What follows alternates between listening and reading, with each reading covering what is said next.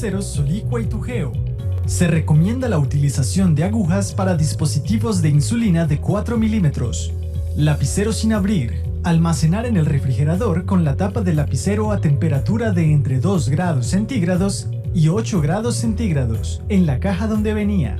No congelar. Conservar en la caja exterior. Puede refrigerarse hasta la fecha de caducidad. Deseche después de la fecha de caducidad.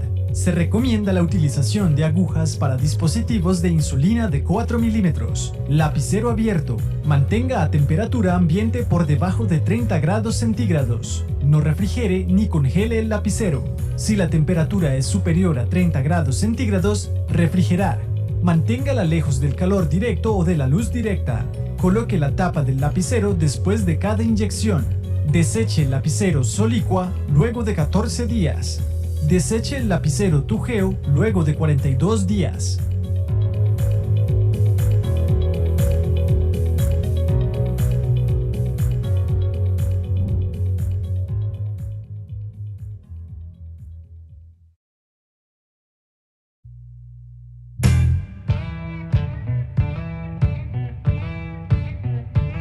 Solicua combina el efecto de la insulina glargina de 100 unidades por mililitro con la acción complementaria de la lixisenatida, un agonista del receptor del péptido similar al glucagón tipo 1 o ARGLP1. Esta mezcla genera una poderosa eficacia dado que ayuda a los pacientes a manejar tanto la glucemia en ayunas como la glucemia postprandial en una sola inyección diaria. Mientras la insulina basal apunta hacia el hígado, la grasa y el músculo esquelético, la lixisenatida aborda anomalías fisiopatológicas adicionales asociadas con el control de la glucosa postprandial.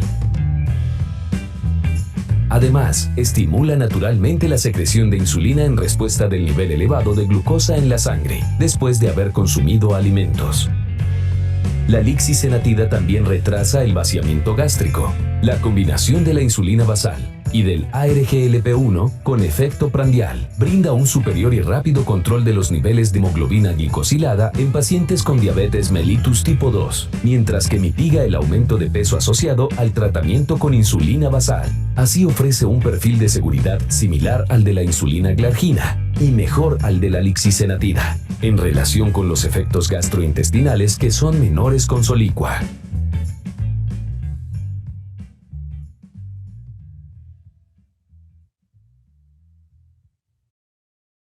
Sanofi.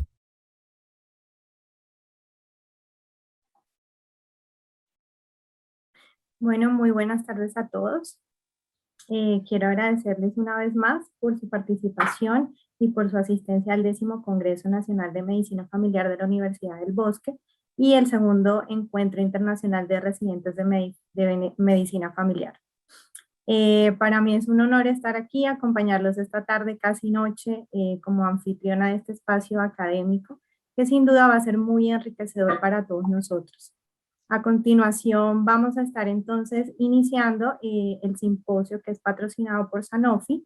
Les recuerdo que al final de la sesión vamos a tener un espacio en donde vamos a poder responder sus preguntas, las cuales pueden ir dejando a lo largo de la conferencia en el chat que está a su disposición. La charla que vamos a iniciar en este momento se titula Análogos basales de insulinas de segunda generación en manejo ambulatorio del paciente con diabetes mellitus tipo 2. Y esta charla está a cargo del doctor Argemiro Fragoso, quien es médico internista, endocrinólogo, miembro de número de Asociación Colombiana de Endocrinología y además profesor asistente de medicina de la Universidad del Bosque. Doctor, bienvenido y el auditorio está a su disposición. Doctora Domínguez, muchas gracias.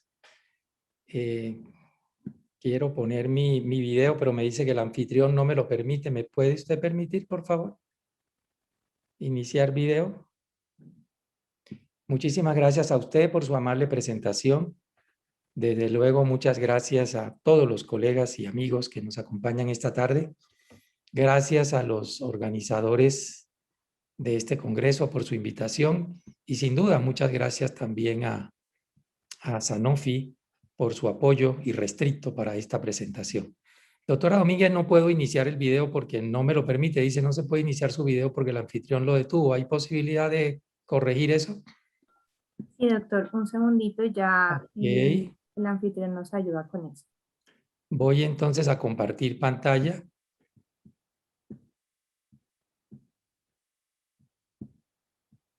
Sí, vemos en nuestra pantalla, doctora Domínguez.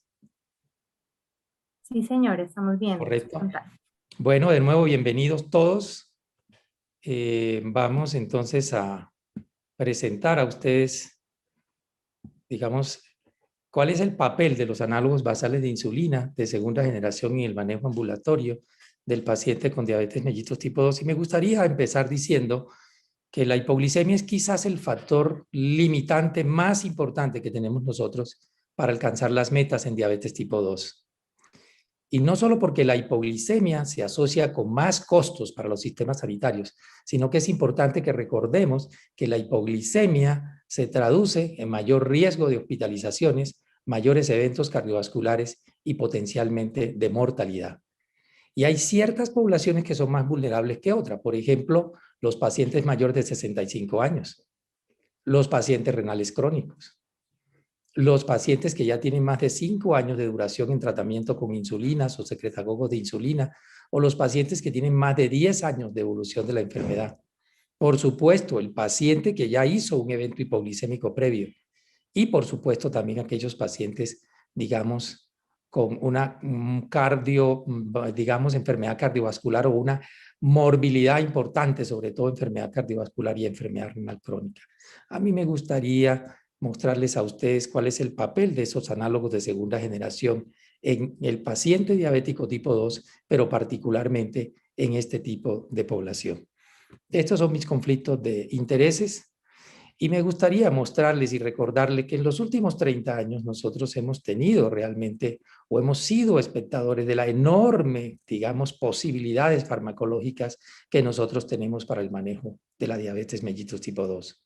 Pero desde mi óptica personal, yo diría que tal vez el desarrollo de las insulinas humanas y el desarrollo de los agonistas del receptor del GLP-1 y de los inhibidores de la SGLT2 han marcado hitos importantes en el manejo de esta patología. Las insulinas humanas desde los años 80 a partir de la tecnología DNA recombinante, no solamente porque hicieron más accesible este medicamento a muchas poblaciones, sino porque además los costos se redujeron sensiblemente en muchos países y permitieron que los que antes no tenían opción de manejo de insulina ahora dispusieran de ella. Pero los agonistas del receptor del GLP-1 y los inhibidores de la SGLT2 han marcado también un cambio de paradigma reciente en el manejo de la diabetes, no solamente porque son capaces de controlar la glucosa, sino porque tienen un impacto positivo en lo que es la protección cardiovasculorenal. Pero tal vez no menos importante que ellos, el desarrollo de los análogos de insulina, porque los análogos de insulina no solamente nos permitieron simplificar el proceso de insulinoterapia, sino que ellos, en comparación con la insulina NPH que veníamos manejando desde 1946, se traducen en un menor riesgo de hipoglicemia y como empecé diciendo en esta presentación, ese no es un tema menor. Reducir el riesgo de hipoglicemia en el manejo de la diabetes tipo 2 es un elemento capital para que nosotros alcancemos las metas en este tipo de pacientes.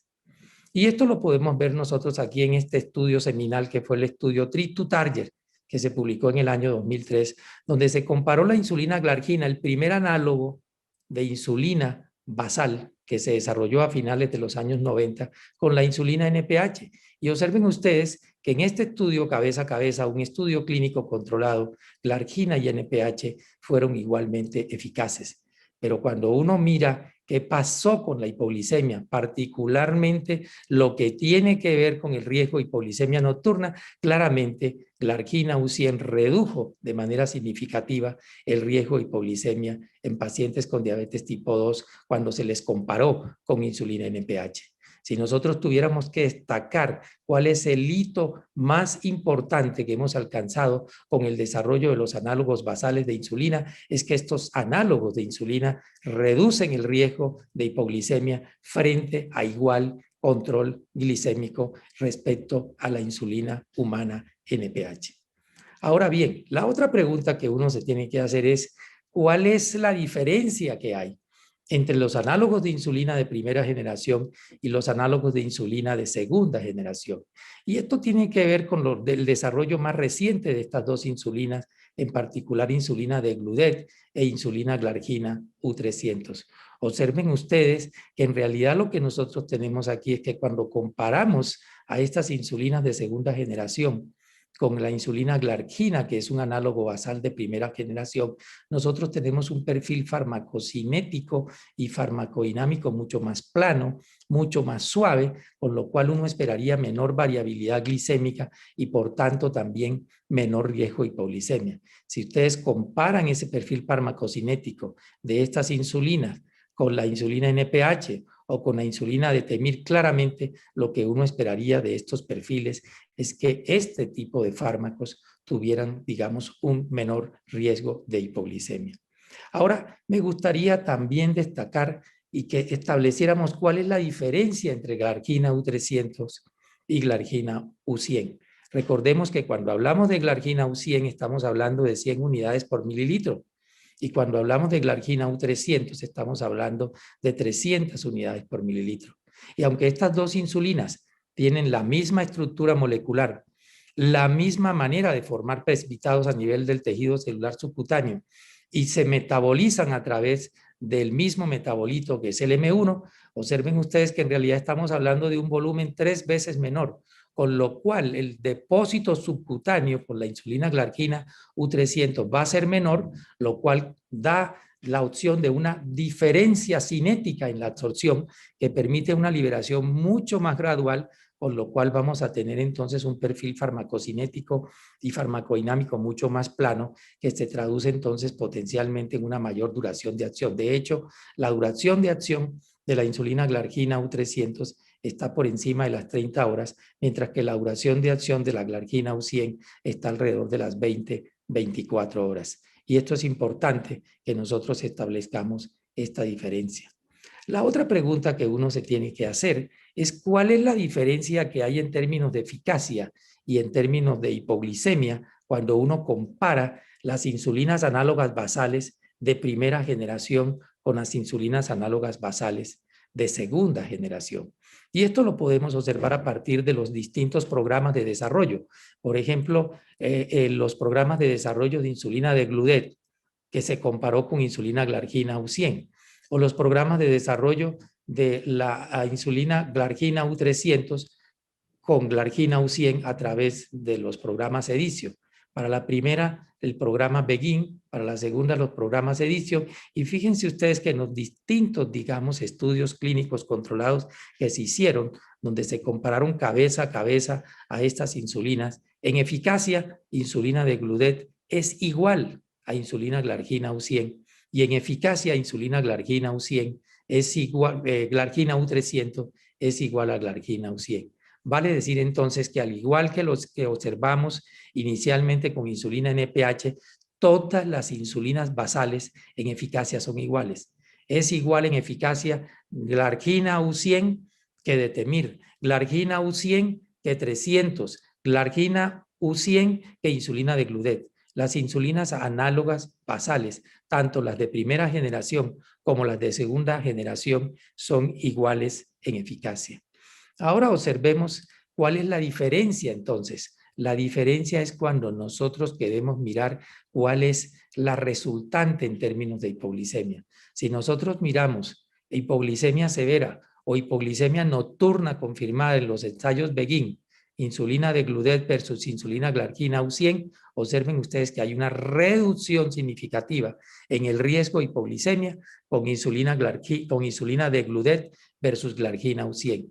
Y si nosotros comparamos, como se vio aquí en los estudios Edicio, glargina U300 con glargina U100, hay claramente una reducción en el riesgo de hipoglicemia severa o hipoglicemia nocturna confirmada cuando nosotros comparamos con insulina glargina U300.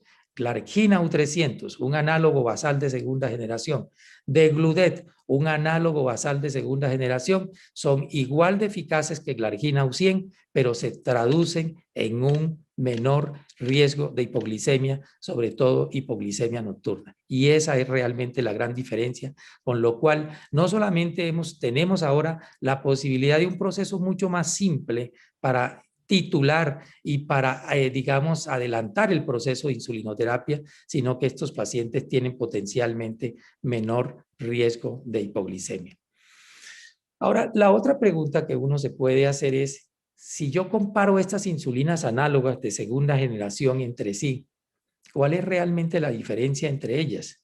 O sea, ¿qué diferencia hay en términos de eficacia y en términos de seguridad, léase hipoglicemia, cuando nosotros comparamos insulina glargina U300 con insulina de Gludet? Nosotros tenemos estudios de la vida real, tenemos estudios de bases de datos retrospectivos y prospectivos que nos muestran que en eficacias estas insulinas son esencialmente iguales y que potencialmente en relación con la hipoglicemia también son esencialmente iguales. Pero si yo quisiera mostrar realmente qué es lo que pasa y cuáles son las diferencias entre estas dos insulinas, la forma más simple y la forma más, digamos, confiable de mostrarlas es mostrarle qué pasa a través de estudios clínicos controlados. Y tenemos dos estudios clínicos controlados que nos comparan estas dos insulinas. Uno es el estudio BRAI, que es un estudio de no inferioridad cabeza a cabeza, donde se comparó insulina glargina U300 con insulina de Gludet U100 en el propósito de observar, digamos, eficacia. El punto final primario de este estudio era descenso de la hemoglobina glicosilada al final del estudio en la semana 24. Y observen ustedes que eran pacientes con diabetes tipo 2, pacientes vírgenes, NAI de insulina, con hemoglobinas glicosiladas en promedio en 8.6. La verdad es que cuando se observó, digamos, comparativamente estas dos insulinas, observen ustedes glucosa plasmática de ayuna medida por automonitoreo y hemoglobina glicosilada, estas dos insulinas son esencialmente iguales en eficacia. Pero si nosotros miramos, por ejemplo, la incidencia de eventos hipoglicémicos y la tasa de eventos por paciente años de hipoglicemia, sobre todo hipoglicemia confirmada, hipoglicemia en cualquier tiempo, hipoglicemia nocturna, observen ustedes que en realidad son esencialmente iguales. La diferencia está aquí y es que en este estudio se observó que durante el periodo de titulación activa, esto es durante las primeras 12 semanas, insulina glargina U300 tuvo menor riesgo de eventos hipoglicémicos o menor incidencia de hipoglicemia que insulina de Gludet U100. De manera que en eficacia, glargina U300 y de Gludet U100 son iguales y en hipoglicemia son globalmente parecidas, con la diferencia de que glargina U300 tiene menor riesgo de hipoglicemia durante la fase de titulación. Ahora, tenemos también disponible otro estudio, que es el estudio Conclude, que quiso comparar en un estudio ya no de no inferioridad, sino de superioridad.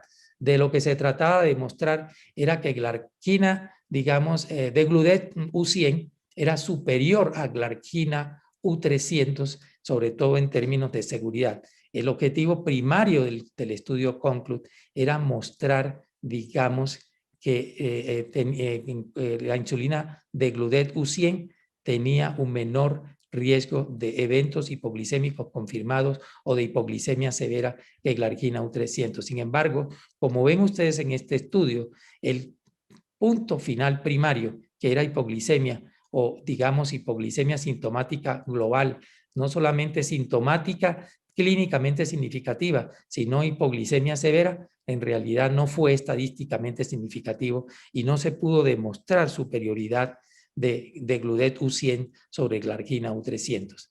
Para resumir entonces, desde mi opinión y en función de estos estudios y los estudios de la vida real, estas dos insulinas en términos de eficacia y en términos de seguridad, repito, léase hipoglicemia, son esencialmente iguales y yo pensaría que hoy día, si usted tuviera que elegir una u otra insulina, uno tendría que considerar de pronto los costos, tendría que considerar las preferencias del paciente y tendría que considerar el acceso al medicamento. No todos los sistemas sanitarios disponen de las mismas insulinas, no todos tienen los mismos costos, por lo tanto, creería yo que los costos y el acceso y las preferencias del paciente son tres elementos importantes que ustedes podrían considerar cuando van a elegir entre Degludec U100 o Glargina U300 para un paciente en el que ustedes consideren se requiere una insulina análoga basal de segunda generación. Ahora me gustaría, antes de mostrarles a ustedes algunas de las evidencias, digamos, que tenemos en este momento sobre el papel de esos análogos de insulina en el manejo de estos pacientes, me gustaría mostrarles a ustedes algunos elementos centrales que tienen que ver con el riesgo de la hipoglicemia. Y lo primero que me gustaría recordar es que en este momento estamos manejando estos tres criterios de hipoglicemia. Sin embargo, quiero recordar que cuando nosotros hablamos de hipoglicemia, hablamos de hipoglicemia clínicamente significativa cuando el paciente alcanza una concentración de glucosa en sangre de menos de 54 miligramos decilitro. Si un paciente con diabetes alcanza una glucosa de menos de 70 miligramos decilitro, ese es un nivel 1 que nosotros consideramos es un nivel de alerta y el médico debe tomar medidas para reducir el riesgo de que el paciente pase a un nivel 2 o haga una hipoglicemia clínicamente significativa. Si un paciente hace ya un nivel 3, que es una hipoglicemia severa, que básicamente se caracteriza por un compromiso mental o físico alterado que requiere la asistencia de un tercero para resolverlo, independientemente del valor o de la concentración de glucosa en sangre, es deseable evitarlo porque un evento hipoglicémico severo, como les mostraré más adelante, se asocia con mayor riesgo de hospitalizaciones y de eventos cardiovasculares. Por lo tanto, es importante no solamente evitar la hipoglicemia, tomar medidas cuando el paciente ya tiene un nivel 1 de glucosa, sino que es muy importante evitar que el paciente haga un evento clínicamente significativo. Esto es una glucosa por debajo de 54 miligramos decilitro. Y aunque yo les mostraré pues, a ustedes que hay población vulnerable para la hipoglicemia, existen muchos factores de riesgo asociados a la hipoglicemia, pero uno de los más relevantes y que es importante que lo conozcamos o lo recordemos, lo conocemos ya hace más de 15 años a partir de la publicación del estudio para la hipoglicemia del Reino Unido, que nos mostró que francamente aquellos pacientes que tenían diabetes tipo 2 de más de 5 años ya en tratamiento con insulina o con secretagogos de insulina tenían más riesgo de hipoglicemia. Y a lo largo de estos años nosotros hemos aprendido a reconocer cuáles son los grupos vulnerables o cuáles son los pacientes que están más expuestos a hipoglicemia. Sin embargo, tan importante como eso, o yo diría que más importante como eso, lo más importante es evitar los eventos hipoglicémicos recurrentes. Cuando un paciente hace un evento hipoglicémico recurrente, lo que va a suceder con ese paciente es que va perdiendo la conciencia de la hipoglicemia, no reconoce los síntomas de hipoglicemia. Y el problema es que cuando eso pasa, entonces esos pacientes tienen más chance de hacer eventos hipoglicémicos severos. Fíjense ustedes lo que pasa aquí. Si nosotros miramos los pacientes que tienen conciencia de la hipoglicemia y lo comparamos con los pacientes que tienen, digamos, alterada esa conciencia de hipoglicemia, vean ustedes que los pacientes que tienen alterada la conciencia de la hipoglicemia tienen, digamos, un porcentaje mayor de hipoglicemia severa y el número de eventos por paciente años se multiplica casi por 7 en ese tipo de pacientes. Entonces, no solamente es clave tomar medidas cuando este paciente ya hace un evento hipoglicémico, sino que es importante evitar la recurrencia de los eventos hipoglicémicos para evitar en ese sentido que el paciente haga un evento hipoglicémico severo.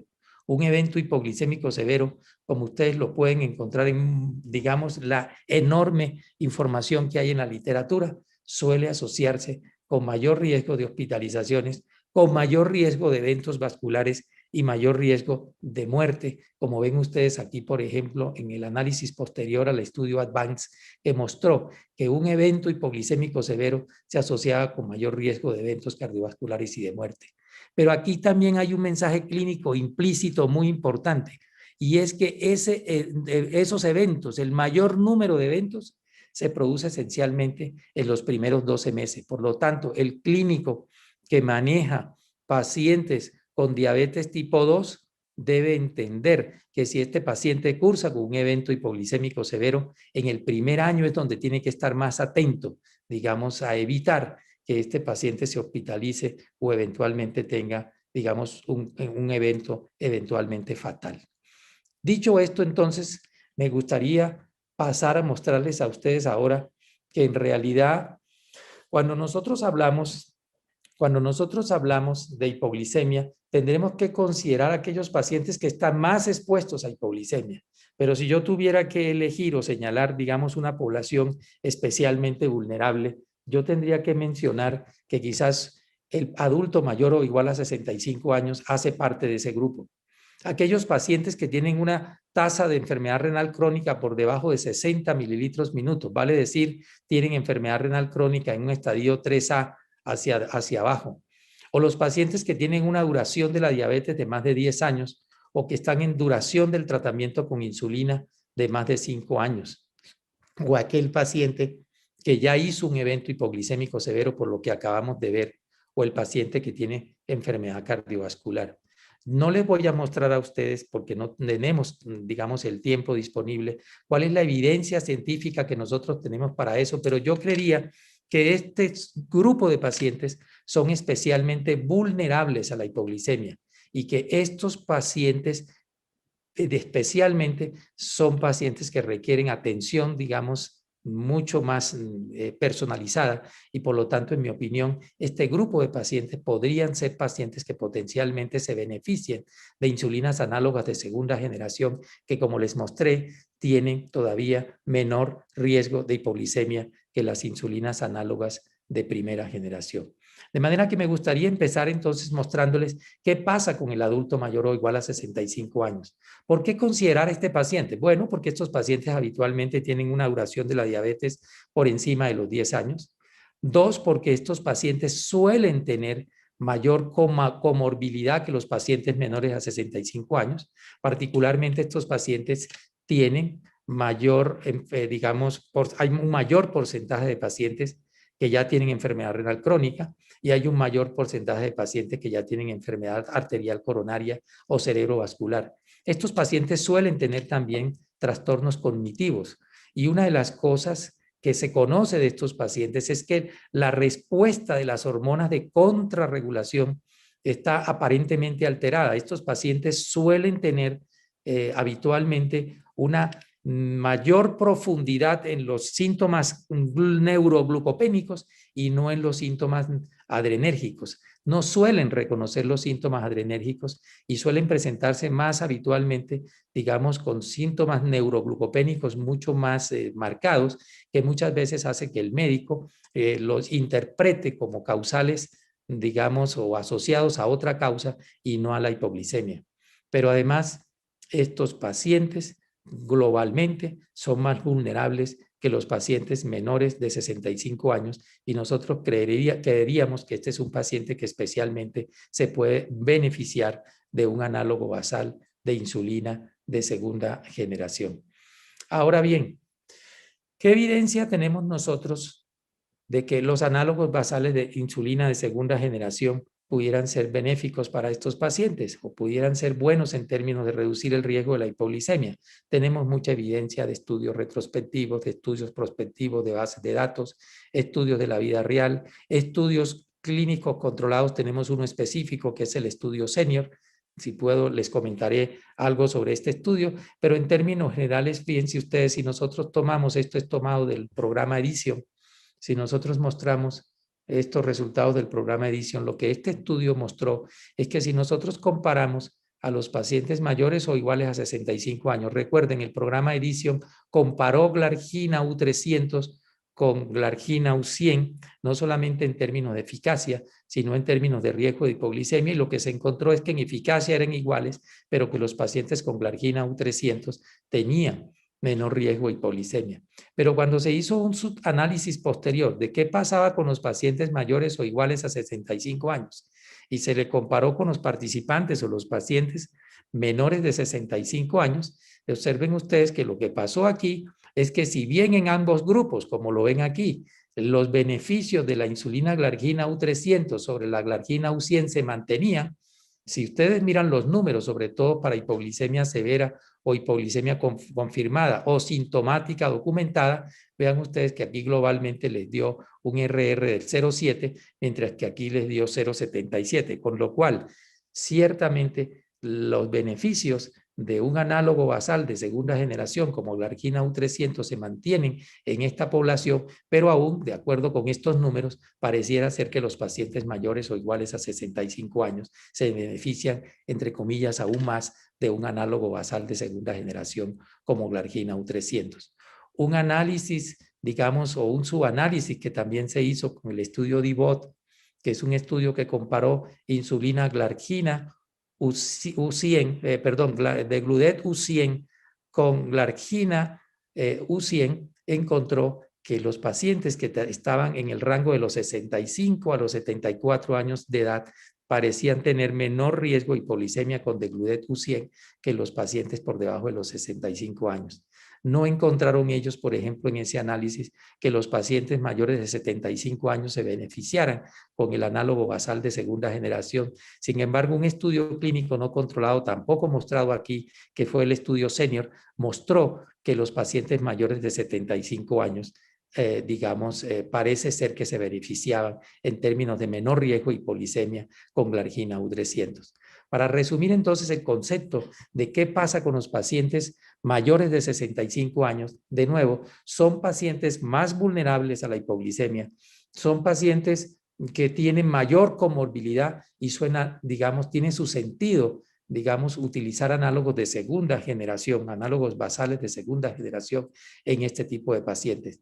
Creo yo que necesitamos más estudios para ver especialmente qué pasa con la población por encima de los 75 años, pero claramente por lo que vemos aquí, los pacientes mayores de 65 años se benefician de análogos basales de segunda generación, particularmente estoy hablando de glargina U300 y insulina de Gludet U100.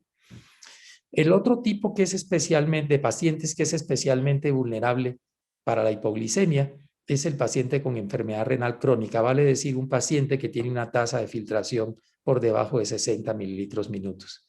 Lamentablemente no tenemos nosotros a la fecha estudios clínicos controlados que nos expliquen o nos digan o nos informen o nos den una visión de cuál es el papel de los análogos basales de segunda generación en este tipo de pacientes. Tenemos algunos estudios pequeños, anecdóticos, y sabemos que estos pacientes potencialmente pueden ser más vulnerables, no solamente porque también se sabe que pueden tener afectada la respuesta de la hormona de la contrarregulación, sino que estos pacientes, en la medida en que su deterioro renal, disminuye, la capacidad de la gluconeogénesis renal se va perdiendo y estos pacientes potencialmente tienen, menor posibilidad de defenderse frente a la hipoglicemia. Pero adicionalmente a esto, estos pacientes tienen una menor depuración de la insulina y esas serían las dos razones básicas por las cuales estos pacientes pudieran tener menor riesgo de hipoglicemia. Se han hecho su análisis de algunos estudios que no fueron específicamente hechos con ese propósito. De nuevo aquí, estos son resultados del Edition 123, pero también tenemos resultados del DIVOT y estudios de bases de datos que muestran lo siguiente, y es que cuando usted compara con este caso glargina U300 con glargina U100, observen ustedes que si nosotros hacemos la separación entre aquellos que tienen una tasa de filtración mayor o igual a 60 versus menor o igual a 60, globalmente es esperable, y eso fue lo que se vio, que los pacientes que tenían una tasa menor de 60 mililitros minutos tenían mayor riesgo de hipoglicemia. Pero lo importante es que se observa que con un análogo basal de segunda generación como glargina U300, independientemente de si el paciente tenía una tasa de menos de 60 o si tenía una tasa mayor o igual a 60, estos pacientes tenían menor riesgo de hipoglicemia con glargina U300 que con glargina U100. Este es otro argumento, aunque yo creo que esta es una área donde tenemos que investigar más y necesitamos más estudios, es otro argumento para escoger o proponer que un análogo basal de segunda generación es una muy buena opción en términos de reducción de hipoglicemia en pacientes con enfermedad renal crónica. Lo otro interesante que conocemos surge también del estudio Braille. El estudio Braille hizo un análisis post-hoc, digamos, de que en pacientes con enfermedad renal crónica, y encontró algo interesante que hoy por hoy es una hipótesis que yo creo que necesitamos un estudio para ver qué pasa. Y es que lo interesante es que ellos mostraron que cuando comparaban a los pacientes renales crónicos, por los que tenían, por ejemplo, función renal preservada, versus los que tenían una tasa de filtración entre 60 y 90, y los que tenían, comparados con los que tenían una tasa de filtración por debajo de 60, estos pacientes en este estudio tuvieron un mayor descenso de la hemoglobina glicosilada con glargina U300 versus los pacientes que estaban con Degludet, que acuérdense ustedes era el comparador. Esto es interesante porque fíjense ustedes que estos pacientes tuvieron una reducción con glargina U300 frente a Degludet de 0.43% de hemoglobina glicosilada. Uno se podría preguntar, seguramente entonces fue que se tituló más, hicieron más hipoglicemia, pero miren ustedes qué interesante, cuando uno mira la tasa de eventos hipoglicémicos mayor o igual a 90 versus menor de 60, en los pacientes que tenían menos de 60 y que consiguieron mayor eficacia con la hemoglobina glicosilada, mayor descenso de hemoglobina glicosilada, observen ustedes que la tasa de eventos con glargina U300 o con insulina de Degludet fue prácticamente la misma. Lo mismo se ve cuando se ve por eventos por paciente. Claramente se ve que la tasa de eventos para las dos insulinas en términos de hipoglicemia fue igual. Sin embargo, en este estudio, en el Braille, en ese grupo de pacientes, se observa que con glargina U300 hay una mayor eficacia. Esto es una hipótesis interesante, es un análisis post-hoc que valdría la pena ensayar en un estudio clínico controlado que nos muestre realmente la realidad de estas circunstancias. El otro tipo de asunto es la duración de la diabetes. Ya lo habíamos mostrado. En el estudio del Reino Unido se observó que los pacientes que tenían una duración ya de por lo menos 5 años o más en tratamiento con insulina o que tenían una duración de la diabetes de más de 10 años, estos pacientes eran, digamos, más propensos a la hipoglicemia. Lamentablemente, aunque tenemos muchos estudios sobre esto, no tenemos estudios, digamos, de suficiente peso y duración para ver qué pasa con los análogos basales de segunda, digamos, generación. Sin embargo, existen análisis post-hoc de los estudios clínicos controlados. Por ejemplo, estos son tomados del DIVOT. Recuerden de nuevo un estudio de desenlaces cardiovasculares que comparó la seguridad cardiovascular de insulina Degludet U100 con glargina U100. Y lo que se observa cuando uno, digamos, hace un subanálisis de qué pasó con estos pacientes en relación con el riesgo de hipoglicemia, fíjense ustedes que la duración de la diabetes en este estudio, no importa si el paciente tenía menos de 10 años, o si tenía más de 10 o igual a 10 y menos de 15, o más de 15 o menos de 20 o más de 20, con un análogo basal de insulina de segunda generación, esto no parece, digamos, afectar la tasa de eventos hipoglicémicos. De manera que mientras tengamos más estudios, parece razonable plantearse también que un análogo basal de segunda generación como Degludet U100 podría ser una muy buena opción en un paciente independientemente de si tiene una duración mayor o menor de 10 años o tiene más o menos de 5 años de duración de la enfermedad. Y la otra situación, digamos, de pacientes altamente vulnerables es el paciente que ya tiene un evento hipoglicémico severo previo. Tampoco tenemos aquí estudios clínicos controlados y mucho menos con análogos basales de segunda generación. Pero dado que este es un paciente altamente vulnerable a la hipoglicemia y que lo que tenemos es que evitar, digamos, los eventos recurrentes y que sabemos que los análogos basales de segunda generación de insulina se asocia con menor riesgo de hipoglicemia, es razonable también plantearse la posibilidad de que este tipo de pacientes es un nicho importante para este tipo de análogos. Y finalmente, sin duda, nosotros sabemos que los pacientes, digamos, con enfermedad cardiovascular previa, son pacientes que son más vulnerables y habitualmente además estos pacientes suelen cursar con enfermedad renal crónica en distintos estadios. Tampoco tenemos nosotros suficientes estudios clínicos controlados acá, pero si nosotros, por ejemplo, tomamos el estudio DIVOT, que recuerdo, es un estudio digamos, que comparó la seguridad cardiovascular de insulina Degludet U100 con glargina U300, Observen ustedes que en eficacia estas dos insulinas se comportaron exactamente iguales. Fue un estudio a un seguimiento de por lo menos unos 5 años, digamos inicialmente 24 meses, que mostró la seguridad cardiovascular de insulina de Gludet frente a glargina U100. Y vean ustedes que lo que mostró es que desde el punto de vista cardiovascular las dos insulinas se comportaron iguales. Me gustaría recordar que en este estudio la mayoría de los pacientes, el 85% de los pacientes, eran pacientes que tenían una duración de la diabetes de más de 10 años. El 85% de los pacientes tenían ya enfermedad cardiovascular y tenían enfermedad renal crónica o ambas. Pero adicionalmente lo otro que se vio aquí es que estos pacientes, digamos, la mayoría de ellos eran pacientes de 65 años. De hecho, la edad promedio fue de 65 años. De manera que este es un cuadro completo para mostrar cuál sería el papel de un análogo basal de insulina de segunda generación. Y fíjense ustedes qué fue lo que se observó, que cuando se comparó glargina U100, un análogo basal de primera generación, con Degludec, un análogo basal de segunda generación, se genera una enorme brecha aquí en términos de hipoglicemia severa nocturna, con lo cual este es un argumento de peso para considerar que en el paciente mayor de 65 años con enfermedad cardiovascular establecida, un análogo basal de segunda generación de insulina es una indicación apropiada para reducir el riesgo de la enfermedad cardiovascular.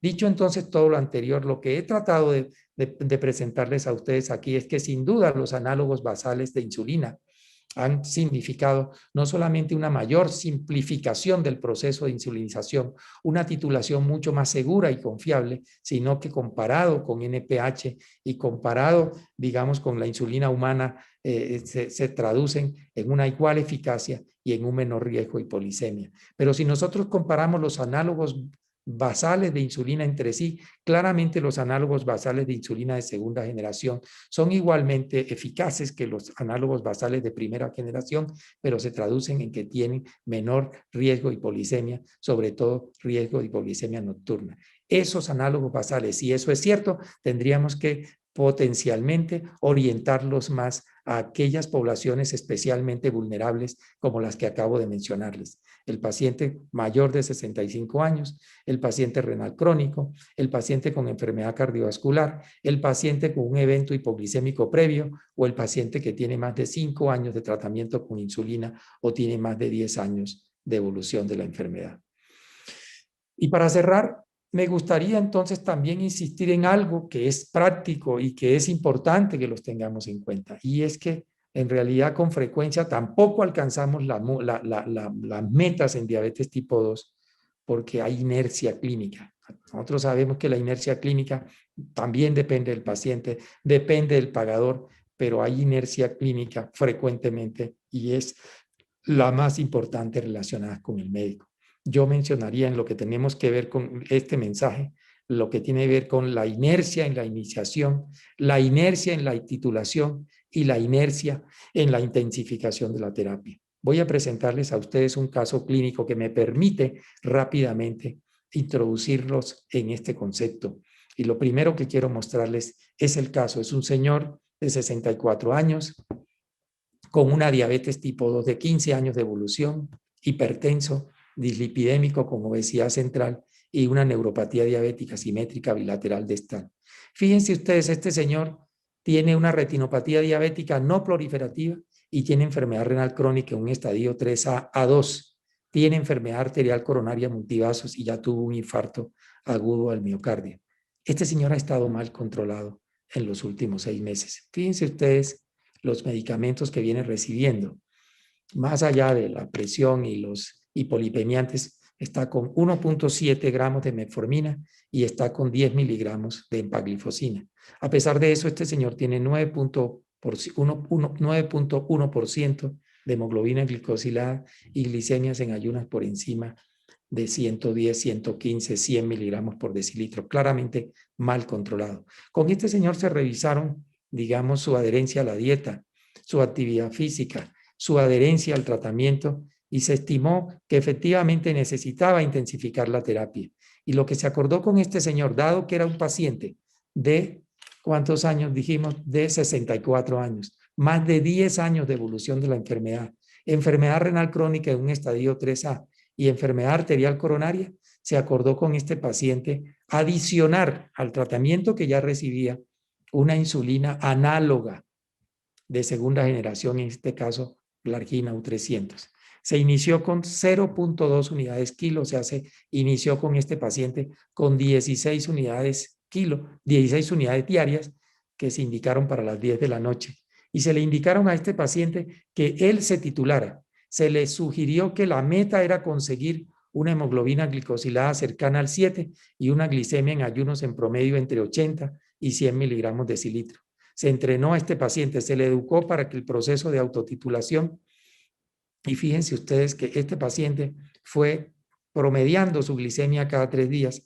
Cada 3 días fue iniciando 2 unidades, fue aumentando la dosis y cuando ya llevaba alrededor de 42 unidades de insulina, a pesar de 42 unidades de insulina, metformina 1.7, este paciente, si bien mejoró significativamente su hemoglobina glicosilada, de acuerdo con el objetivo acordado con su médico, todavía estaba fuera de meta. Finalmente se acordó con este paciente agregar 5 miligramos de linagliptina, se le dejó con metformina 1.7, Glargina U300, 44 unidades y empaglifosina 10 unidades. ¿Cuál es el secreto, digamos, de alcanzar esta meta con este paciente? Yo diría que la educación diabetológica en este paciente y la titulación. Si no titulamos, si nosotros iniciamos insulina y no educamos al paciente para titular en función de unas metas de glicemia de ayunas y en función de una hemoglobina glicosilada, el paciente no lo hace, o si lo hace, no lo hace bien y probablemente no alcance las metas. Este es un paciente vulnerable a la hipoglicemia y era un paciente que tenía clara indicación de una insulina análoga de segunda generación. Y por supuesto, independientemente de las metas, este paciente tenía que recibir un agonista del receptor del GLP-1 o un inhibidor de la SGLT2 que hubiera probado, mostrado, digamos, protección cardiovascular. Ahora, ¿hasta cuándo llegar con insulina? ¿Hasta cuándo llegar con una insulina basal? Nosotros en el pasado lo hacíamos en función de la glicemia de ayunas. Hoy día no solamente insistimos con esto, sino que deseablemente insistimos que estos pacientes no tengan, digamos, una glicemia, una dosis de insulina mayor a 0.5 unidades kilo para, digamos, evitar la sobreinsulinización.